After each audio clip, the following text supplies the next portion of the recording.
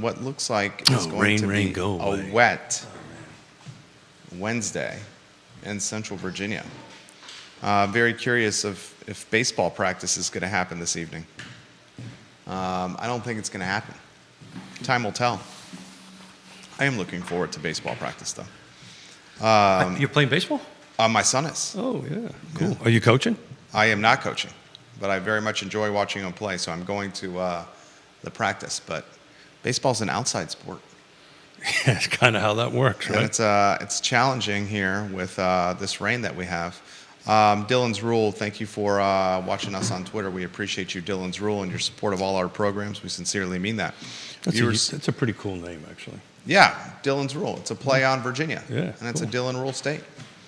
Very well-read viewer and listener, Dylan's Rule, who is able to pontificate on quite a bit across the board. Viewers and listeners, give the show a like and a share. Live in downtown Charlottesville, Jesse Rutherford, hello. Tim Carson, hello. Rob Neal, hello. Johnny Ornalis, hello. Brandon Harrop, hello. Jesse Howard, hello. Katie Pearl, hello. Heather Lamont Walker, hello.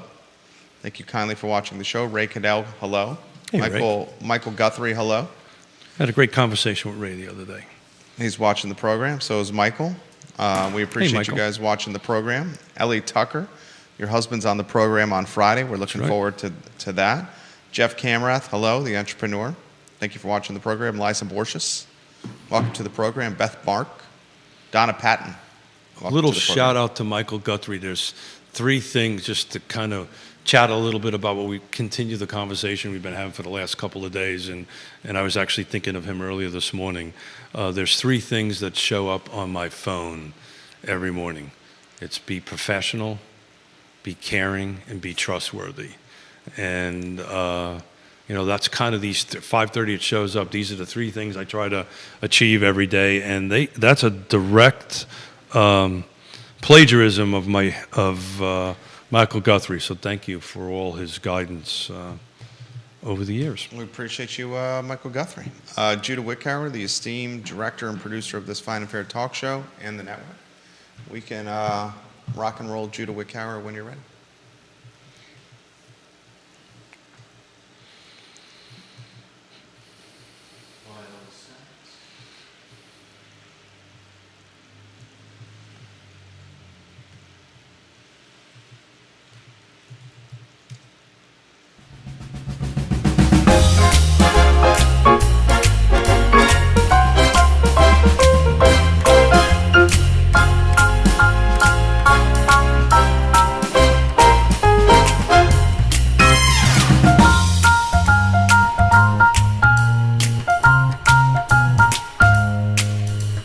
Wednesday morning, guys. I'm Jerry Miller, and thank you kindly for joining us here on Real Talk with Keith Smith, a show presented by Yes Realty Partners.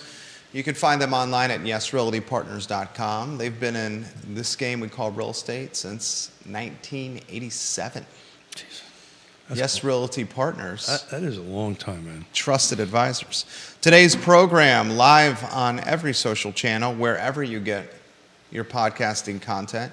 And you, the viewer and listener, are encouraged to join us in the discussion by sharing your thoughts, your questions, your scenarios, your perspectives, wherever you're watching. Our software, it's proprietary. It aggregates your thoughts in one screen right in front of me. And then I pass that along to Keith Smith, the star of our show, who offers some insight and perspective on what you're thinking about. Look at that smile. Like he will be doing this particular Wednesday morning. It's good to see you, Keith. It is good to see you. It's always good to sit in this seat, and always good to be here and to communicate with folks in this platform. I sent an email off to our guests who are going to join us on Friday, and Bill Tucker. So we're going to talk about the settlement from a real estate attorney's perspective and what it means to them and how he sees this moving forward. But we're like over 600 shows, and I'm honored, and I just take it, for me to be speechless. Just to contemplate that is pretty awesome. And have the trust of the folks that are watching and listening, and maybe if they disagree with what I have to say, I hope at least they know I'm doing it from the heart and from the soul. Maggie Gunnels, welcome to the Hey, broadcast. You got a number of realtors watching the talk show right now. So I wanted to kick off on something real quick, as those who watch the show know that I track on a 7-day window how many units come on, new units, this is in the car footprint, and how many are going into pending. And on my trusty iPhone, I take a picture of it. So we're right at 70 today going back, and that puts us pretty much at the same number we were last year. And I think I know the great thing about talking about the settlement for last week, what didn't we talk about? Inventory. Inventory. Or lack thereof. And we're about ready to go there again. Yeah. Because the inventory's kind of tweaking down.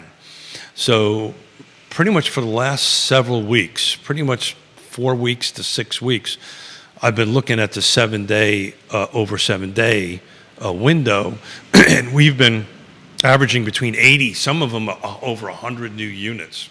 We're not bound to 70, but we've got 103 that are in pending. So that means right now, last 7 days back, there were 70 new units that came on, 103 went into pending. And if you start taking a look at the way they were tracking, like I've been doing day over day, it's been kind of a wash, right? So we're kind of going the opposite direction. It was so many, like 80 or 90 units came on the market, 80 to 90, almost to the exact number went into pending. So it was kind of a 1-to-1 ratio. As one came in, one went off. This is a very big, picture of the market. We're now opposite of that again. We're back to basically, we're flipped. There's more going into pending than is coming onto the market. Don't know what that's about. I can only guess. I think there was this little early spring shot of homes on the market. I think it's kind of balanced itself out a little bit.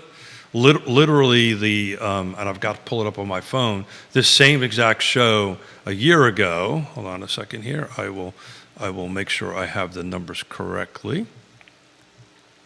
A year ago, it was 67 homes that came on the market and 102 went pending.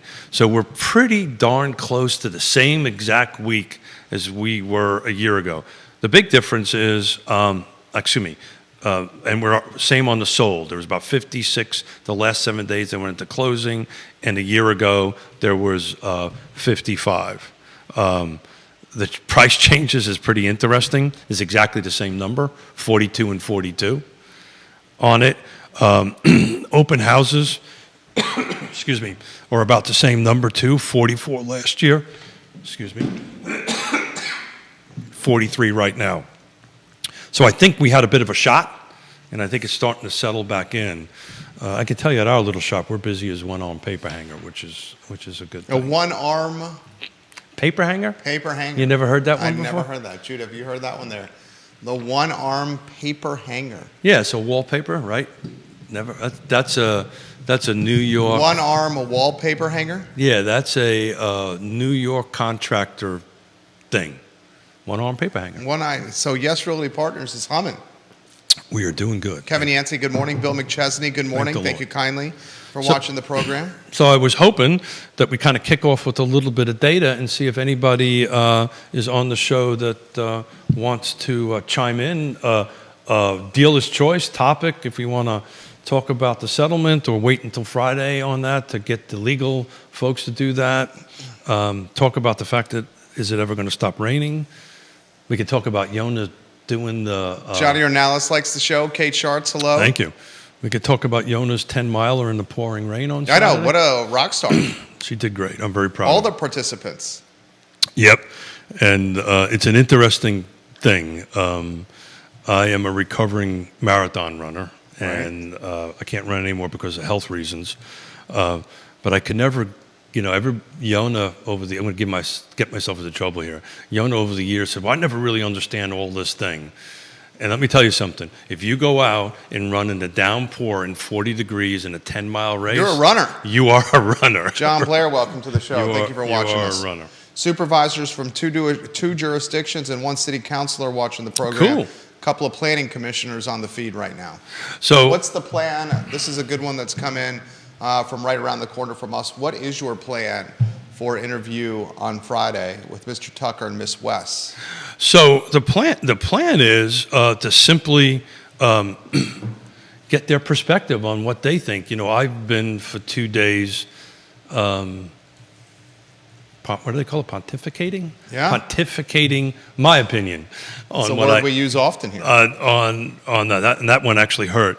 I would like to hear his response. I've already have about a half a dozen questions from brokers and agents that we're going to aggregate to kind of kick the show off a little bit. They all asked to be anonymous, so we'll go ahead and do that, respect their wishes. But, you know, it's going to be, okay, Coach, what, from his perspective, how is this going to work? It is magically now July 1, or whatever date it is in July. We're formally decoupled. How does this process go through it, right? And a lot of these questions, frankly, are focused around, well, you know, how do I guarantee that I get paid, right? How does this process going to work from a legal perspective? And I'm also working on 2 lenders to come in to say, okay, well, how is this process, you know, from their perspective going to work? Got a couple lenders watching the program as we speak. On how this is going to work from their perspective. I've basically, for 2 shows, gave you my opinion. What I'm trying now, and I've kind of structured this intently, that it'd be Jerry and I for the first couple of days on it, and then we're going to start bringing in some experts who would like to sit with us and talk about that from their perspective, how they think this is going to happen and move forward. Jonathan watching the program, he's a real estate investor. He says, you mentioned on Friday that you'd seen a couple listings with no broker buyer representation compensation. Any more of those he wants to know? No. So thank you. So on Friday, I'm going to share that. I am sharing, I am putting in day over day what is in, until it goes away, what is in the MLS as offering of compensation. And I talked about this on Friday. I don't think anything really is going to change as far as how compensation is done, or eggs or chickens or whatever the heck we want to call it. On that, I actually think you're going to see a settle out of some number, right? But at the moment, I'm following since the 15th of March, on the Ides of March, for my Caesar folks out there, my Shakespeare folks, what it is. And at the moment, you know, and I'll share a spreadsheet on Friday, of the lowest I've seen is 2 eggs. So we're going to track it. We're going to see what happens, see what impact this actually has on it. I think to the question is this was a coming soon scenario that very quickly got taken off of either 0 or a fixed fee once they realized the buyers. I want to make sure I'm clear on this. This wasn't the agent that said this. This was the buyers that said that, to say, okay, I am not going to go see that home if I have to write a separate check. Right? And they went to go see a different home, and they immediately changed it. So I really don't think a lot of it is going to change. There's 3 things. I've gotten a ton of phone calls and emails and stuff, so I'm trying to be a little careful here on it. I honestly believe that this is a good thing for the industry. I honestly believe it should have been done a long time ago. I honestly believe the 3 things that this is going to come out of is transparency. Everything is going to be transparent. You're going to have to communicate. I'm going to have to be able to communicate via phone or text or something with the showing agent, so I know what the seller is offering. And, you know, the biggest one is, if you're going to have to be able to demonstrate your value proposition, what value do I bring to the table for Jerry or Mickey Mouse? And if I'm unable to do that, you know, and I've caught a lot of stuff, you know, I've got some really great positive stuff and not so positive stuff that, you know, how do I think we're going to be probably about 60% less 60% less agents was your prediction. So let me clarify that. There's going to be I think 60% less agents in associations. Licensed agents, so there's two sides of the coin, right? There's a licensed agent and then there's an association. I don't think the licensed agents are going to drop down, right?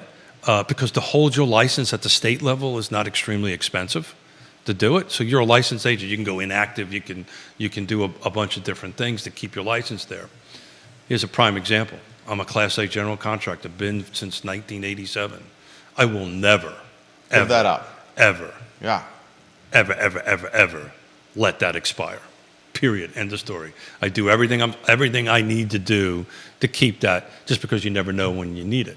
But it sits there. I do my dues. I do my continuing education. I do everything I need to do on that to do that. So I don't think you're going to see a decline of licensed agents. I think you are going to see a decline of Association membership. association membership. And you associate that with the value proposition of what the association offers the agent, or lack thereof. If it's strictly an educational value proposition, Well, I actually think that's a tremendous amount of value proposition. but your prediction is, will other agents see it the same way you do? Yeah, and What is the total dues for the three associations, local, yeah, I don't. state, I and literally, national? I literally don't know that. What number. ballpark? I think it's under 1,000, but I really don't know. For all Yeah. three? I don't know. I would be giving you a number that I wouldn't know off the top of my head. It is not a lot. The real cost of doing real estate business is your MLS dues and the cost of business, right? The cost that a lot of people don't realize we're independent contractors, we're independent businesses, right? So my time, my phone, my gas, right? Everything I make, if you're doing it right, 25, 30% to taxes. go to taxes, right? Paying health care out of pocket. Paying health care out of pocket if you're fortunate enough to. No different than a business owner. Well, that's it. So a lot of folks don't realize real estate agents are independent business owners, even though I may hang I my cover license. all those fees myself. I understand Yeah. that, right? Yeah. And so when you start looking at those fees and those costs of businesses, right, it eats away at your bottom line pretty darn quickly. I think the thing that, and I did some quick math, and I'll probably get myself into trouble on this too. Questions. So, well, you go ahead and ask a question. I'm going to This find. question's come in from Waynesboro's finest, Kevin Yancey. Why can't you be an independent agent? So you're required by the state law to hang your license with a brokerage. That's a D4 requirement. It's a statutory requirement. So you're We do that for some oversight, Kevin Yancey. Yeah. So, just doing some quick math, the $418 million that NAR settled over 4 years, assuming NAR loses 30%, just to do some quick math based on 1.5 million, NAR is going to have to charge, unless, the rate will go up as membership goes down, but a minimum of $100 a year. So that's what this is going to cost an agent. That's not a big number to be part of an association. So, this is not a huge number, but it's $100 nonetheless. As that membership decreases, that number obviously increases. So, I was asked, well, how is NAR going to pay for this the other day? Well, they're going to charge its members. You're going to raise dues. Yeah. So it's $100 if they lose 30%. If they lose more than that, that number starts climbing. Logan Wells-Claylow, welcome to the broadcast. Hey, Logan, how you doing today? 1, 2, 3, 4, 5 firms on the show right now. This from Rio Road, Mr. Jason Howard. Do you see the Baltimore Bridge collapse resulting in supply chain snarls, which could affect the cost of new builds and renovations moving forward? Wow, what a great question. That is a good question. And Well what done, a Jason. what a pivot. Thank you. Well, there's more on the original topic. I try to relay the questions as they come in from a time standpoint. So that's a great question. Thank you for asking that. The short answer to that is yes. Absolutely. One of the largest ports in the world. Yeah, but the question then you would have to break it down as how much of the housing products Transitions through this port? transition from container ship. A lot of it, and I'm just turning on my recovering developer and builder hat. I remember very clearly when I was building, going through like when you had a hurricane down in Florida and all that stuff, all the materials would go there. There's usually this huge strain on that. The lumber side of it, I can't exactly know the quote. The lumber side of it mostly comes from Canada and the Pacific Northwest. Most of that does not come from overseas. Drywall and stuff like that potentially will come from overseas. There was a big class action suit about the Chinese drywall years and years ago. That stuff is coming mostly from the West Coast over. So I don't know how much of the home building material actually goes through the Baltimore port, but it will impact it in some way, shape, or form. The question is how quickly are they going to be able to open up that port? And actually, just to pivot a little bit, how come they didn't get the pothole people off of that bridge? Well, does anybody know the answer to that question? We learned a little bit more information on the Baltimore Bridge accident this morning. Mayor of Baltimore tells national media that we had a Mayday signal Yeah, I know all about that. in advance, and we're able to clear a substantial Look at everybody but 6. amount of people off the bridge. That this could have been a way worse scenario. Oh, absolutely. And there's a cop that did that should It's a hero. is a hero, right? Yeah. So they got the Mayday. They shut the bridge down. They got people off of it. I don't understand why the pothole people never came off. I don't understand that, right? If you're getting everybody off the bridge, you're getting everybody off the bridge. Now, maybe they didn't make it. Maybe they couldn't get off the bridge fast enough or something along those lines. But This particular transporter has had some issues in the past.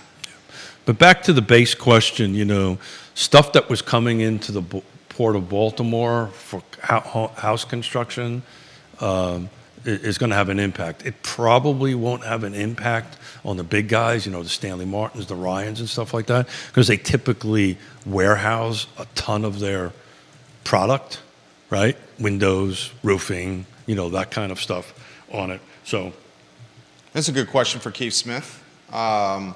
With Jay Powell clearly indicating that rates are not going to be cut anytime soon with inflation staying sticky, does Keith see cash buyers being more prevalent recently in the market, or has that subsided? I think that's subsiding, right? So Yeah. I can tell you to look at the last 7. That's been subsiding for a while, percentage-wise, been subsiding. But I'm going to take a look at right now what the sold market looks like here. Hang on one second. Keep the questions coming in. I'll relay them live on air. So out of 56 sales in the last 7 days, 17 of them were cash. The average sales price was $677. The conventional fix, which makes up majority of the most, there was 2 VAs. That sales price was the average was $616. So this is in the complete car footprint. Bill Munkachi, welcome to the program. Charles Ix, welcome to the program. Juan Sarmiento, Sarah Hill Buchensky, welcome to the program. Questions coming in fairly quickly here. Aaron King, welcome to the program. Mike Plecker, the Shenandoah Valley's, one of them, finest backstops, watching the program here. This is a very good question. What price point is moving the fastest, Keith? This question from Kirk watching the show. Well, I could just take a look at the last 7 days here, and I can tell you that in a second here, but just give me... He also follows with which county or area is seeing the inventory move the fastest. Good questions there. Jack, welcome to the program. Appreciate you watching the program. Hang on one second. I will tell you that here in a minute. It takes me a second to go ahead and put this together. As we know... Paragon's a bit clunky. It's a bit clunky. So we're looking for area. So Price point and area. Yeah. So the residential attached Albemarle County had 9. The average sales price was $439. This is, again, the last 7 days. In condos, there was 3, and there was 1 in Albemarle, 1 in Charleston, 1 in Nelson, and they were ranging between $240 and $255. Detached, the star, no big surprises, Albemarle County. So this is single-family detached, which makes up the bulk of the sales. On that, there was roughly 20 of them. The average sales price on that was $954. The median was $683. Next one was closest was Louisa County at 9. That was $376 average, $390 medium. Fluvanna County 5, $350, $300, $350 average, $300 average. Nelson County, believe it or not, was at 5 also, which is a good turn of events for them. 435 average, 399 median, and then Green was 3 at 401 and 360. So, but the lion's share was in Albemarle County, a single family detached. Average was a 953 and 683. Now, keep in mind, this has new construction. 954, was the average, but this includes new construction. It's not cheap. It's not cheap. The average, the median was 683.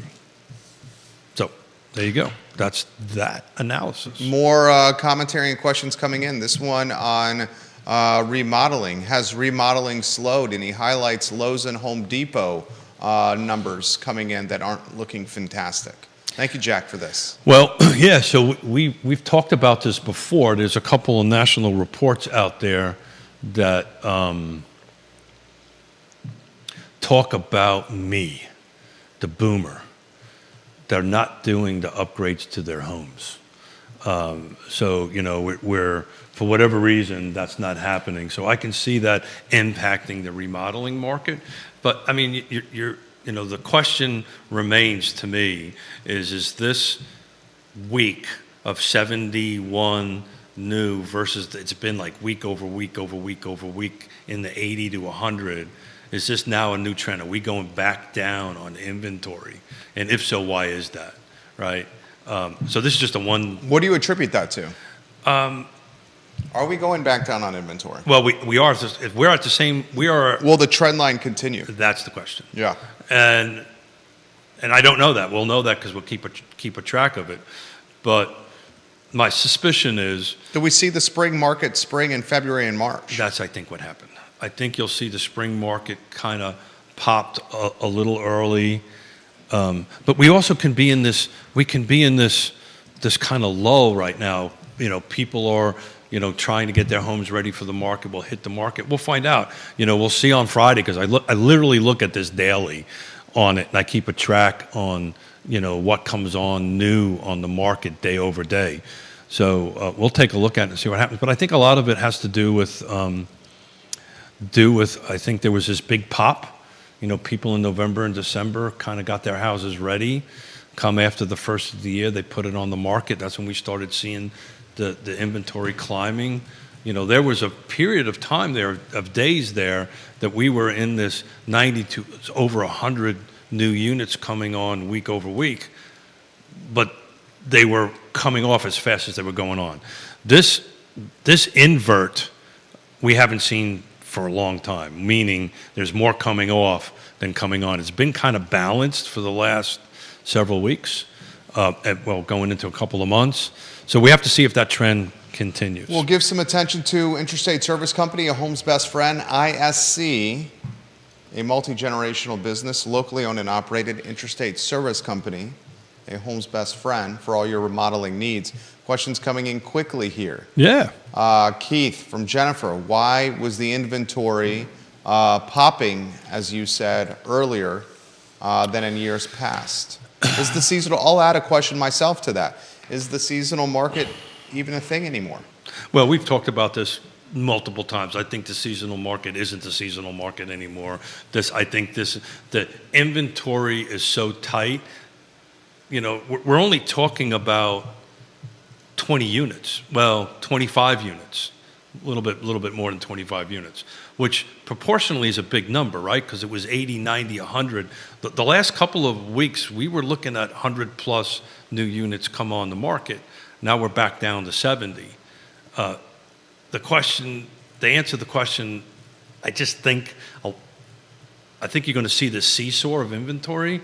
Stuff's going to come on, stuff's going to come off, but this upside downness of more, 20 some odd units, 30, well, actually more than that, 30 something units in the same 7-day period went pending. So that means everything that hit the market a week ago kind of started feathering off. We'll check what the average days on market were for the ones that sold. I didn't look at that. Viewers and listeners, let us know your thoughts. I see the questions coming in quickly. Realtors, if you'd like to have some anonymity, let us know. Kyle Miller, the real estate investor, welcome to the broadcast. So we're at 11. So the last 7 days, the median days on market were 11. Average was 62, though. So Scott Thorpe, commercial broker, hello. Holly Foster, hello. Thank you for watching. Janice Boyd Trevelyan, thank you for watching the show.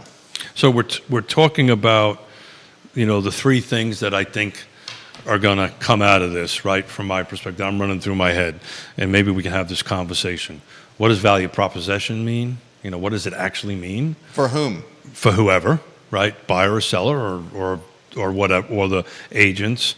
What is transparency actually? How is this transparency going to move along? Andy Zeman, welcome to the broadcast. And then how is the communication going to work? And that's just something that we're talking about internally. Well, I see the value proposition for sellers when it comes to agents being as important as ever. If you're a seller, I've done a for sale by owner. It's no easy task. Not everyone is set up or wired for a for sale by owner. I did that with our home in Redfields. It was extremely challenging. That's not for everyone. The value proposition, if you're selling for a home, if you're working with a realtor, I think is undoubtedly there. Where you really want to focus on value proposition is buyer representation. Correct, right? And I had I'll keep the name anonymous because the person called me on the way in, one of my calls on the way in today. This settlement says, okay, as of July 1. Now, the state of Virginia is different because we had to do this in 2012. As of July 1, you have to have a buyer-broker agreement. The problem with the state law, and I predict this, I see the state is going to start cleaning up some of its language, and it's going to take 12 to 24 months to do this because they move at a snail's pace. But I see they're going to start cleaning some of that up. It's a little ambiguous about when you actually need to sign the buyer broker. Our brokerage is the moment you start talking about it definitively before you go see a house. You've got to have a buyer broker agreement signed. But the question that was asked of me was, well, do I really think that's going to happen? Is this really going to happen? And you're going to have to, if it doesn't happen, if you don't do this as the buyer broker or agent and you don't express your value proposition, how are you going to get paid? How do you know you're going to get paid? This is a question for Bill on Friday, right? And so my answer is there's a one-time showing agreement, right? You can do that. You can send it off to that question's coming in the feed here. On the other side. That literally is coming in right now. On the other side to go ahead and fill that. This is the question from Brian watching the program. I know he owns 2 properties. He says, does he envision a buyer-broker agreement that is less time frame and more property specific? It always was. It always was, and it always is. So I want to get this. It always was this way. Since 2012, it's been this way. You can write in. This is a decision between the buyer's agent and the buyer, right? You can write 123 Main Street, and that's it, and we're done, right? Or you can write it for everything. A time frame. Well, no, you have to be specific in it. Well, you could say from anything I show them from March 1 until July 1. You have to be also more specific about that because you have to put in things in the MLS for sale by owners, new construction. All this stuff has to be, be very clearly delineated out there on how you can do that. Maybe at one point, somewhere closer to July, we'll do a little master class on buyer broker, because I think they're going to change them to this viewer's point. We'll see how it comes together. But right now, it always has been that you're supposed to have a written buyer broker agreement before you have substantial discussion about real estate. And that is our friends at the state, our friends, all Dillon Rule people, that kind of put that thing out there, and it's very unclear on what that actually means, and it left it to the brokerages and the agents to determine what that is. My suspicion is there'll be some clarity that comes out of this. Internally, before we open up a door, we got to do this. And oh, by the way, if you're an agent, you want to have that buyer broker agreement done, because if you open up that lockbox and the compensation is 0 eggs, guess what? It's 0 eggs. Woody Fincham, welcome to the broadcast. Scottsville's finest, Philip Dow, has got a commentary for you. Viewers and listeners, let us know your thoughts. We'll relay them live on air as we aggregate your perspective with our proprietary software. Philip Dow, I was having a beer with a project manager of a local construction company. He said the last couple days he has been taking classes on code changes. He said any construction... On what now? What's that? I'm Code sorry. changes. Got it. He said any construction, remodeling, or anything new construction, 15,000 to 20,000 will be added to the job based on the new codes coming out. Yeah. So I think what he's probably talking about is what defines you as a Class A, Class B, or Class C. He might want to clarify that, because it's usually about the volume of business that you can do. But that would be a great clarification. Brian's got a follow-up question for you.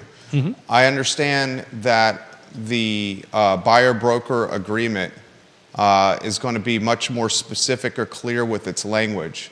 But in the past, it has been, as Jerry described, a window of time generally. No, it's multiple things. So I'm actually going to pull it up right now, and we can talk about it real quick. It's Brian, always I would imagine, don't want to speak for you, is looking to scale his holdings. Yeah. I know he's got one, which is pretty impressive considering his age, rental property. Yeah. So hold on 1 second here, and I will go ahead and find the form so I am not misspeaking, and I speak about it intelligently, which I know is a difficult thing for me to do. We appreciate you, Maggie Gunnels, Hey, Maggie. for liking the show. Congratulations on your success as well, Maggie. Yeah. Questions? I So- don't want to so get you let- off track if you want me to keep firing No. questions at So you. let me, because I need to get this out there. Let's Okay. talk about the buyer broker, which has been around since, I will tell you the bottom because it has a date on it, since 2012. So this agreement is made. You pick a date, and it's between who, what, and where. The second item is it talks about the property. This is where you can put in a specific property or put in the MLS, for sale by own, and new construction. We have specific language. The second thing is the term. It starts on day one and it ends on whatever day. So that's in the first 6 lines. 1, 2, 3, 4, 5, 6, 8 lines. It is. Then it describes what's the duty of the broker. Then it describes what's the duty of the buyer. Then it talks about compensation, our eggs, on how we're compensated on it. And it's a couple of pages, and you're done. Everybody signs it. It's pretty clear, straightforward, pretty simple document to do. We will now have to do this regularly. And part of the problem on a national level, there's a handful of states that actually require this. Virginia is one of them. Most of the country, or a majority of the states, do not have this requirement of a buyer-broker agreement to be signed before you go in. Harold Hertz, welcome to the broadcast. Thank you kindly for joining us on the show. Real estate investors, let us know your thoughts. I see a handful of you guys watching the program right now. For the most part, you see the changes as being positive. Yeah, I do. I think this is... Got a question on mortgage demand coming in. I think this is good for the industry. I think, like any change, there's always a little bit of panic, right? I think it's good for the industry. Back to the thing is you're going to have to, both sides of the coin, right? The listing side and the buying side, you're going to have to demonstrate your value proposition. I call it being a pro. The pros are going to do well here. Those who can explain the value proposition, how we do business, what value I bring to the buyer and the seller for whatever fee I wish to charge on it, whatever percentage of eggs or chickens or hippopotamuses, whatever we're calling it, on it. Is that the plural of hippopotamus? I don't know. I Is just it hippopotami? Yeah, I don't It's understand hippopotami? why. I don't understand why I can't use the word percentage. But anyway, I don't understand why you can't but in any event, whatever you negotiate, I think The C word is what you couldn't use. the C word. Yeah. Anyway, so the chicken and egg. If I can't do that, then maybe I shouldn't be in the business.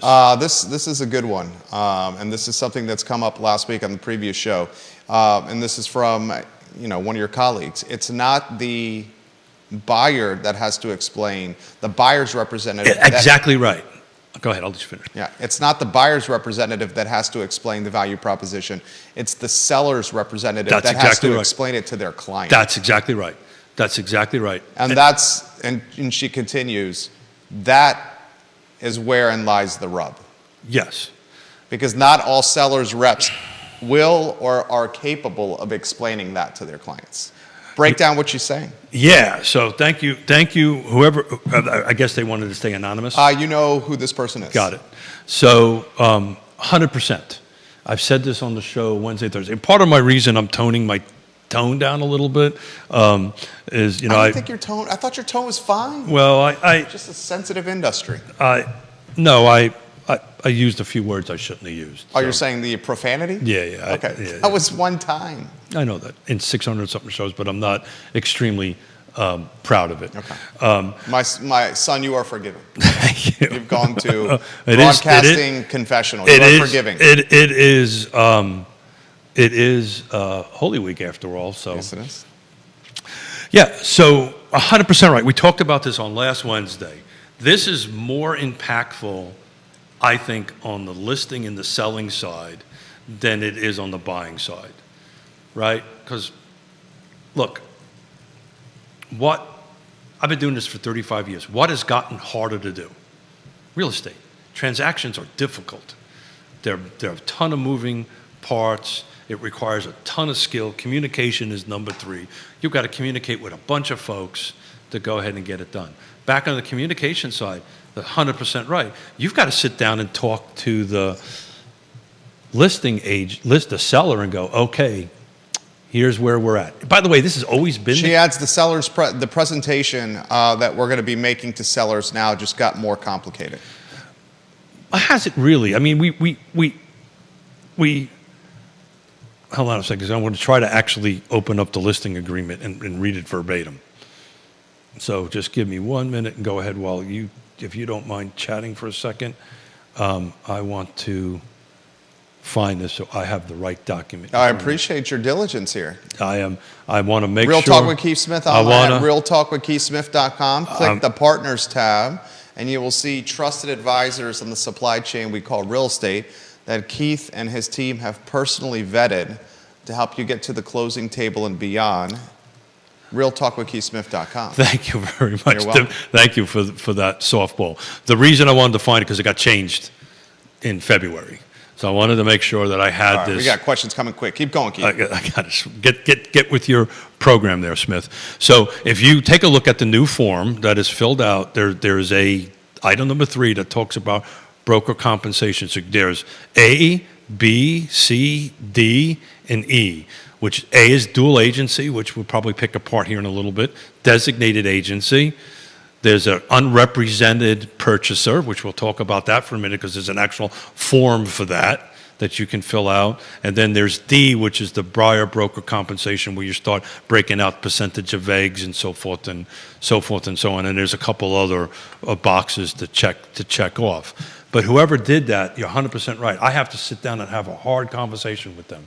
Back to what we talked about on Wednesday on these 2 agents that called me, that their seller said, I don't want to offer any eggs.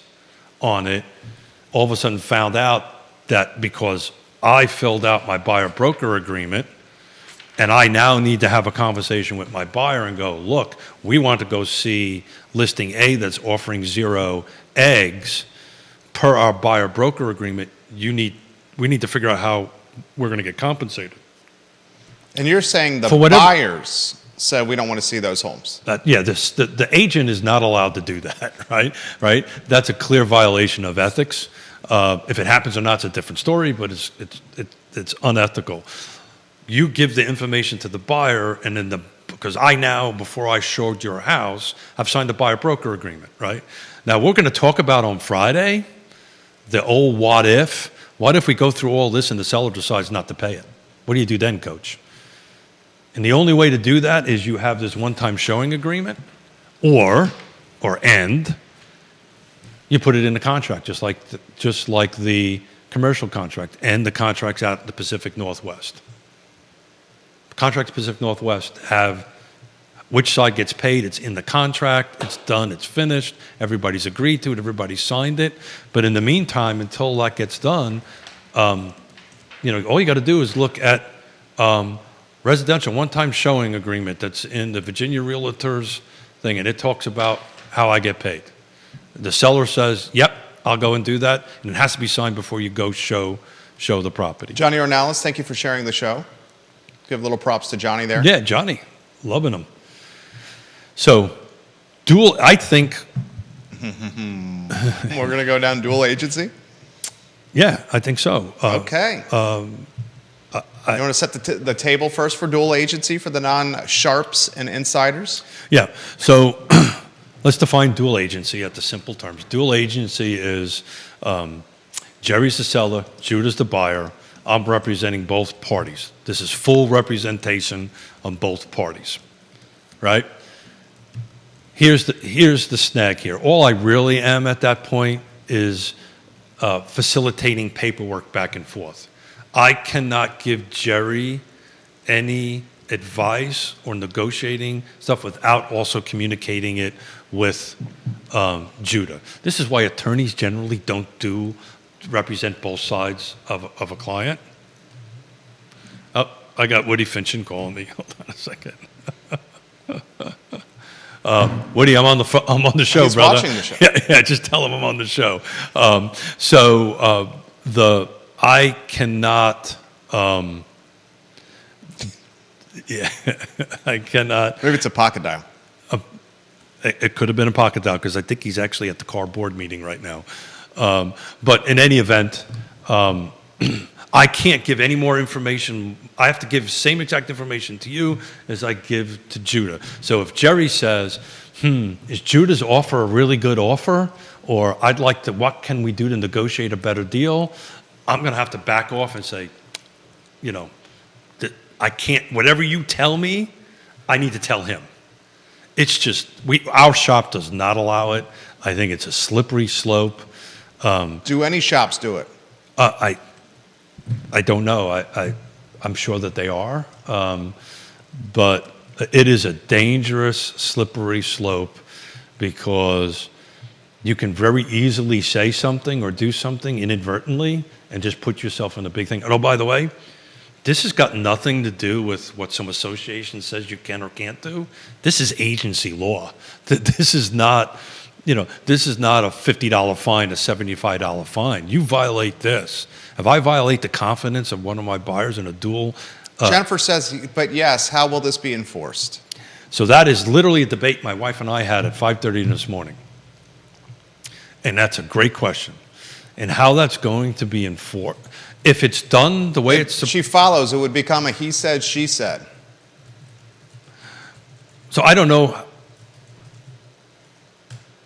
Okay, so this is my opinion, for what it's worth. Like to smile, huh? Oh, you caveated something. Yeah, here. I've caveated something. Can't wait to hear what it says here. Yeah. So if I do dual agency and I do my job correctly, right, and represent both parties equally and fairly and do not share fiduciary between either or, I do it exactly the way I'm supposed to do it, you know what, it can happen. People can do this. There are certain deals that could possibly happen. Happens on commercial quite a bit, actually, on it. But it's usually at a whole different level, right? But what if I violate that? And I think this is how this gets enforced. So let's paint a scenario. Jerry tells me something about, well, you know, I really would accept. My bottom line is this. I'm in a desperate situation. I really will take 2 eggs less or 2, whatever it is, amount of. Or this is my bottom line, and you're representing somebody else, and you don't pass that on. And then I go to Judah and say, you know what? I got it. Well, you can get this deal because I know Jerry is going to lower the price by X amount. Write it that way, I'll make it happen. That is a clear violation. That's a no-no. Right? How's that enforced? So how that's enforced is at some point Jerry figures out I did that. And then he files suit against me personally. She follows up. That's a he said, she said, she says. Correct, but we just went through a whole lawsuit and lost it on that. One could look at that as a he said, she said. But if you can demonstrate that I've done That's that. less of a he said, she said. Yeah, what can happen is you 2 guys are neighbors and you don't know each other. And he goes, you know, I'm glad that you were willing to lower to my, whatever it is. He can say something. Jerry gets pissed because this is tens of thousands of dollars out of his pocket. And he just sues me personally. Oh, by the way, I drop a dime at the Commonwealth's attorney because that violates agency law, right? So, you know, this whole ethics thing and stuff with the association is it's self-policing itself. There's also state law that you have to go and do that. But you're 100% right. It would be difficult to do that. I think she has a follow-up for you. Let me finish this up. Yeah. I think in lieu of what has just happened and the uber sensitivity to everything, if you do what I just described, you shouldn't have a license anyway. I'll just said that. Her follow-up is this, and I appreciate you commenting on the show. How many has he seen actually enforced in his time that led to action? Yeah, I wouldn't know. Probably none. Yeah. I don't know. That's the point she's making. I understand that, but we're in a different world now, right? And we'll just see how this stuff shakes out. But what could happen, I mean, that is a scenario. It could happen. You know, look, when somebody starts losing a lot of money, you know, there's a lot of people with deep pockets that'll pick up the phone and call an attorney and say, I want to pursue this. And then it becomes who defends that person, right? You know, as far as on the agent end of it, does my brokerage defend me? Does the associate defend me? Do I have to defend myself? And I'll just publicly say this, I've never been a fan of dual agency. I think it's a very slippery slope. You know, I think you know, if you were going to really do that, you would do an unrepresentative or do a designated agency. So or refer it. That's what I'm talking about. That's what designated agency. Just refer it out. You do that. It's the easy way to do it. But what makes people funny? Money. Yeah, funny. And you know, there's going to be some slippery slopes out there, I'm sure. But if everybody does what they're supposed to do and are professional, back to my number one value proposition, back to my shout out I gave to Michael Guthrie, be professional. If everybody is professional and does their job professionally, ethically, and morally, this shouldn't be an issue. Charles asks, explain why it's so prevalent in commercial. It's prevalent in commercial is because of the transparency, and the people that are dealing with it are generally sophisticated buyers and sellers. They do this on a regular basis. That's the key there. Charles, in a nutshell, the players in the commercial space have a level of sophistication that is not generally as prevalent or and here's the difference as residential. And so where we're gonna get to in July is where commercial operates now. Right, so I do a lot of commercial, and generally the first thing, I just had a meeting yesterday with a commercial client looking to lease some space, right? And the very first thing I did is I called the agents on the other side, which by the way are licensed agents in the state of Virginia. They just don't belong to CAR&R, right? And I said, okay, so tell me what your landlord is offering in compensation. And how does it work? How am I getting paid? And so forth and so on. Into that, I convey that to my client. I've got a buyer broker. I've got a leasing a contractual agreement with my tenant on that. It worked out. The numbers are about the same. Thank you very much. Number 3, communication. This is what this is about. We are going to have to communicate with each other. And that's how that went through. Back on the dual agency end of it, Jerry can come to me and say, or whoever, Mickey Mouse, and say, I need this sold or I need this leased. And you go, you know what, I've got somebody to go ahead and do this. And I immediately disclose everything to everybody. Immediately disclose. I'm representing Jerry, I'm representing Ed. You two guys are comfortable with this. There's a dual agency form that we signed that everybody understands this. And we start having this conversation before we get into actual negotiations of the contract. But it is not uncommon that it's covered by both sides. This is from Brian. Please give Keith my props. This is, as he calls it, a masterclass in navigating very sticky scenarios. Thank you. I appreciate that. I've had a couple of tough conversations on the way in this morning that I may be overstepping my bounds and not helping the community and stuff like that. And I don't generally get rocked on my heels that easily. But I honestly believe in my heart and soul the conversation we're having about this is doing the right thing. Telling the truth? Yeah, well, just telling the truth, right? Bellamy Brown, hello. Yeah. I mean, I'm just speaking from the heart. Telling the truth. I'm speaking from the heart.